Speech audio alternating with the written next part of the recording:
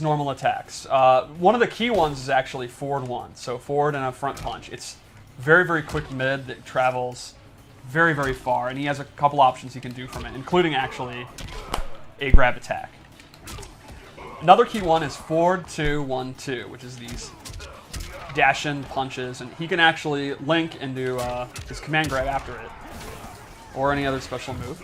I absolutely love shoulder charges. I don't know why, but like, there's just something about shoulder charges that are so awesome. If you're a big guy in a fighting game, you pretty much need a shoulder guard. Is it actually because you're not a big guy? Probably. So, okay, I'm just making sure. Thanks, pal. Yeah, no problem. I think you could still do a shoulder check if you wanted.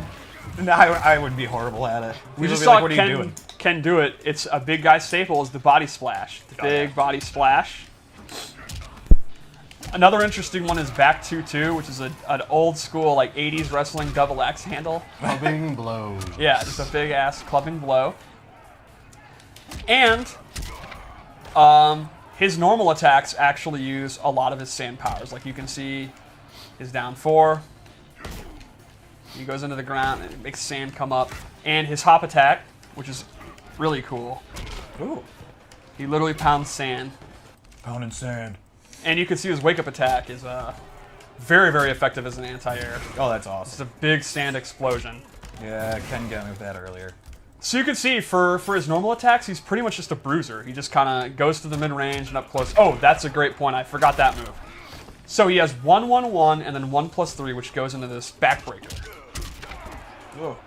And the last jab is actually an overhead, and he has low special moves that he can actually mix you up with. So the opponent's going to have to guess between a low special move, which crushes them, or a backbreaker, which crushes their back. It's a really big bummer of a mix-up for them. It's not going well. There's not really a good choice there. I mean, backbreakers? Yeah. Oh, yeah. excited? It's very unique. First off, his command grab is actually, he runs and grabs you. Like, it's actually distanced. And now, if you're mid-screen, he'll throw you as long as he can, then let you go. But if you do it closer to the wall, see what happens, because it's a barrel of fun. Nope. Oh, You were like a pixel why did you off. reset? Yeah. To get the run, man. All right. Oh. That's just terrible. The way that he slowly walks away is the best part. I like the way the victim slumps off. So would you say that Geras has some quarter carry capabilities? Oh, yeah. Yeah, there's a little bit of that going on for him. So that's his command Absolutely. grab. The opponent can actually duck it, but you can see that I think it'll even hit from the start of the round. I think you need to be just a step in, like a micro step. Yeah. So his other kind of typical special move is his big fist, his big sand fist. This is an awesome string ender. Like, it's a way to end strings safely. It's safe on block. It is a high, so if it's not a block string, like a safe block string, you can actually duck. Like, if he does a poke into it, you can actually interrupt it. But for the most part, when you're going to use it, it's going to be safe. And that's just kind of, you push him away, you get damage, you stay safe. But then we'll go into more of his, kind of what I was talking about, his wacky trap moves. First off, he has a sand trap.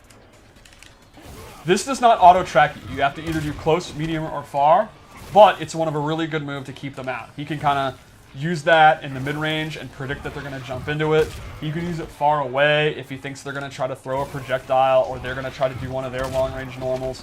It's one of those moves that just kind of controls space, and he's saying, stop, stop. And it seems pretty fast, too. It is super fast. There's no way, only Paulo would claim he can react to that. Paulo would use it for glue. Everyone else, you gotta like look for it. Now the thing is, to keep it balanced, is like I said, he has to know, is it close, medium, or far? So he's gotta predict where they are, and they gotta predict where he's gonna do it.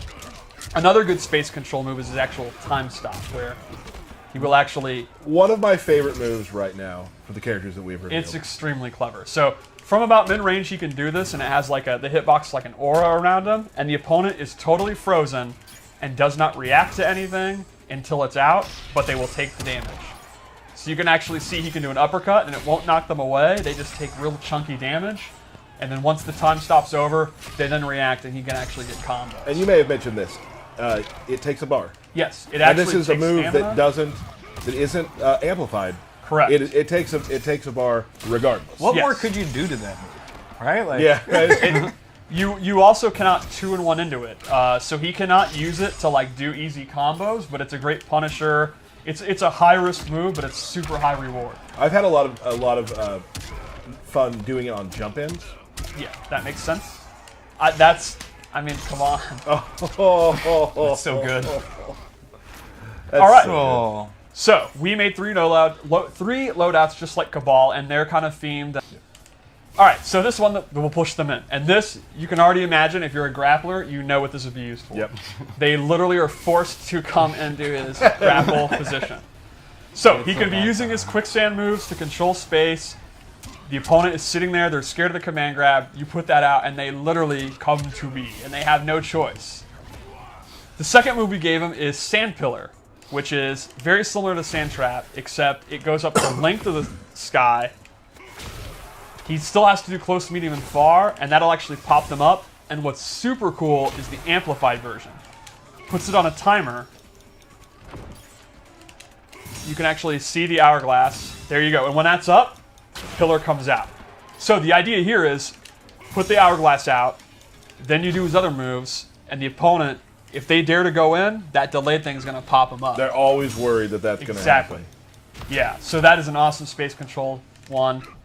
And the final one we gave him here is, his sand trap changes, and it's actually projectile immune when he's doing it. So you do the normal sand trap. Oh, that's actually another. That's a different. What is the one in this then? I honestly don't remember. This might be it for this loadout.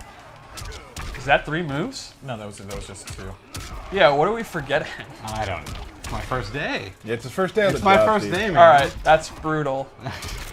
Moving on. Moving on. Can we edit that? No, we're Only going to have one ability because it's a 3-shot ability because it is the coolest, most OD, OP move in the history of fighting games. I love this move. He actually can bank the last 4 seconds and completely rewind time. It's awesome. So, here is the classic example. Let's say he screws up and he whiffs his command grab and he's sitting there, oh no! If the opponent goes to punish it, he can actually reverse time while he's in a hit reaction. That's awesome. Like if Sub-Zero is actually doing like 2-1-2 to him, he can rewind. I would point out that if you watch in the left side there, this one is a little different than most moves. This actually takes 100% of his defensive stamina to do. Yes, that's seems pretty powerful. Yeah, It's very so powerful. You but, get yeah. access to literally the most game-changing move ever made, but there are a lot of caveats, and you're going to have to think about that. You cannot use any other ability if you use this. So, and there are some that are also 2 slots. So, if you want to play a very safe Geras that's going to be super conservative, and you're going to use this to erase mistakes, you're giving up a lot to do it. But it is very, very strong, and I think that's one of the cool things about the variation system. It's so awesome. It's definitely one of the cooler moves, right? Because it's amazing. Oh. And let's check out his Fatal Blow, because its into is also extremely, extremely juicy. You know, I don't think I believe Ken that he's just as fast as Steve. It's my first day. Be nice. All right, so his super into has tons of range and is super fast, and he actually sucks you in. So let's go for it. I didn't even think that would hit, and it did. My spacing. I don't know if we need to talk about that. I've always said it. Yeah. Thank you, Tyler. At least someone defends me. All right, so let's go to loadout 3, a melee-based one. So the first thing I did was I actually replaced his command grab with a choke slam, which is a hit throw.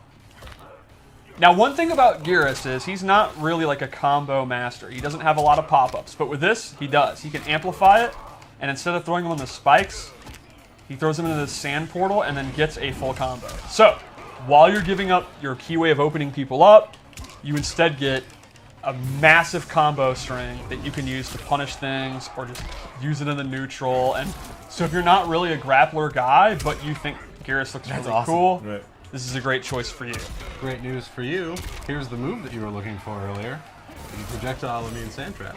Yes, so if you're getting zoned out badly, normally when you do the sand trap, when he's going into the animation, you could hit him out. Like if Sub-Zero had done the freeze, he'll still get frozen. But with this version, he's actually projectile immune once he's sinking in. So it's great for anti-zoning. And he does a great Kali chop, so that makes me super The happy. chop is fantastic. Yeah, the chop is tremendous. Look at the way their body goes. Like, just get out of here, like garbage. And then lastly, this gives him a souped up big punch. He's actually able to charge it.